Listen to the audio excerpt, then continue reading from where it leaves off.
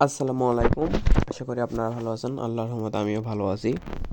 এই প্রচুর পরিমাণ রোদে আমরা আমাদের ধানগুলো তুলতেছি ঘরে, যেহেতু মাড়াই করা লাগবে। ধানগুলো হলো কাটারি, অনেক পরিমাণ রোদ, প্রচুর কষ্ট এবং সাঁওতালের মাধ্যমে ধানগুলো কাটা লাগলো। যেহেতু আমাদের দিকে আমের বাগান, এই কারণে এই আম তোলার মৌসুম শুরু হয়ে গেছে। এই কারণে কাজের লোক পাওয়া অনেক মুশকিল। যেহেতু ওরা সাঁওতাল হলেও কিন্তু মানুষ, তারা তাদের নিজের পরিশ্রম করে হালাল টাকায় উপার্জন করে করে খায়। তারা অন্য কোনো দিন বাটপাড়ি বা অন্য কিছু করে না, আমাদের সঙ্গে তাল মিলিয়ে কাজ করে।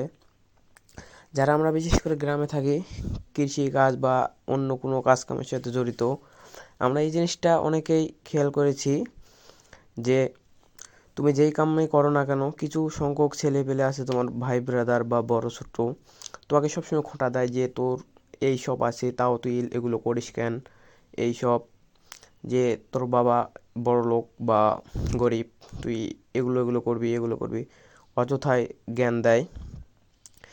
যেদিন তুমি তোমার বাবার কাছ থেকে সরে যাবে সেদিন বুঝতে পারবে বাস্তবতা কী।